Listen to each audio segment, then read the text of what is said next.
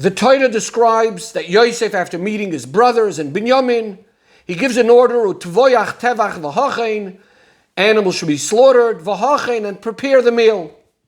The Medrash on this word v'hachein says that v'hachein is a reference to Shabbos, meaning the meal was going to be on Shabbos, and they're preparing on Erev Shabbos. The proof is from the pasuk v'hoya b'yom hashishi v'heichinu, a pasuk that says by the month that they need to prepare for Shabbos on Friday. This teaches us, as the Medrash, that Yosef had already kept Shabbos before it was given. Now, says the Rebbe, Chazal tell us that the Avos, and obviously their children as well, kept all of the mitzvahs. So we must say that there's something unique about Yosef keeping Shabbos from the fact that the Torah is hinting to this idea specifically in regards to Yosef keeping Shabbos.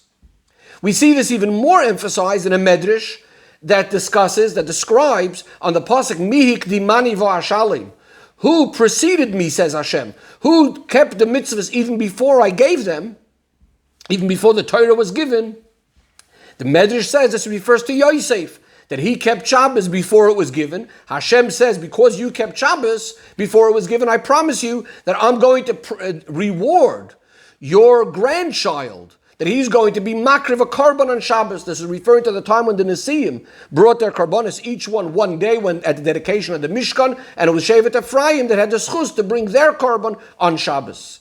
Here we see even in a more clear way that there's something unique about Yosef keeping Shabbos. There's going to be a special reward for this. So we need to understand what in fact was so unique about Yosef keeping Shabbos different to the other Shvatim that would have kept Shabbos as well. And how is this specific uniqueness hinted specifically in this idea of preparing for Shabbos, before Shabbos? Says the Rebbe, we also need to understand about this concept of preparing for Shabbos. Simply, the idea that he's keeping Shabbos is from the fact that he's preparing before Shabbos because you're not going to be able to cook on Shabbos. But the question is, why in fact is it hinted in what seems to be a little bit of a roundabout way, in the fact that you're preparing for Shabbos before Shabbos, that teaches you that he wasn't doing the Malach on Shabbos? Why not in some more direct way of his observance of Shabbos? Says the Rebbe, we're going to understand this by first looking carefully at the wording of the Medrash that tells us that Yosef kept Shabbos before it was given. And the question is, obviously it's before it was given. What is the Chidush? Says the Rebbe, we need to look carefully at this idea of what it means to give something. When we give something, for example, a present or anything else, it means the thing existed already before. It's just now moving from one place to another. It's going from the domain of the giver to the one who received it. What we're saying about Shabbos is it's something that existed already before. It just wasn't given yet. How so? Because the whole idea of Shabbos is really back from the beginning of creation. The Eibishter made the world in 6 days. On the 7th day he rested. That means the concept that the 7th day is a special day, it's Shabbos, is back from the beginning of creation. It's just that it was given to the Yidden after Yetzias Mitzrayim. And this is really the difference between Shabbos and all other mitzvahs. All other mitzvahs, the whole idea of the mitzvah only starts after Matan Torah. But Shabbos was a special, unique day from the time of creation. When Hashem rested on Shabbos, it just wasn't given to the Yidden. And therefore we compare it to something being given, moving from one domain to the other. That is, before Shabbos was given, it's in the domain of Hashem. Hashem rested on this day, but it had absolutely no connection to human beings. In other words, a human being, a person, couldn't have the same kind of Shabbos as it was by Hashem. It's only once we have Matan Torah and the decree, the separation between the upper realms and the lower realms is nullified. And now there's the joining between the upper and the lower. Now the recipient, the Yidden, has the ability to be able to have a Shabbos like it's a Shabbos by Hashem. Says the Rebbe, this is the special uniqueness about Yosef compared to the Shvatim. The Shvatim did mitzvahs, but when they did the mitzvahs, they weren't able to affect the change in the object that they did the mitzvah with. So in other words, the mitzvah was mainly about the person, what's called the gavra, the human being is doing an act, but it's not so much about the item that he's doing the mitzvah with is not really being affected. And the same thing when they kept Shabbos. They could, in a symbolic way, not work on Shabbos because it's reminding us that Hashem rested, etc. But it's not really to do with the time of Shabbos. They're not affecting. In other words, they're not having the day of Shabbos. It's not really a different day for them as any other day. It's just they are resting on this day. The Chiddush, the novelty of Yosef was that his keeping Shabbos was similar to Hashem's keeping Shabbos. His Shmira Shabbos, first of all, is explicit in the Torah, which means it's becoming a very real thing in the world, having an impact on the world. Why Yosef specifically? So we know that there's a major difference between Yosef and the rest of the Shvatim. The other brothers secluded themselves from the world. They were shepherds. They're living in their own life, not so much to do with the world. And the same thing when they keep mitzvah, so they do Shabbos. The way they're doing it is in a way that they're removed, they're higher than the world, not impacting the world so much. Yosef, on the other hand, we know he's in Mitzrayim. He's the second to the king. He's having an impact on all of Mitzrayim, on the Goyim, etc. He's feeding them begashmias. He causes them to have a bris, impacting them beruchnias. When he's in his master's house, even before becoming sold, when he's in Potiphar, by Potiphar's house, the pasuk says, "Vayi Hashem es Yosef, Vayi Havaya es Yosef."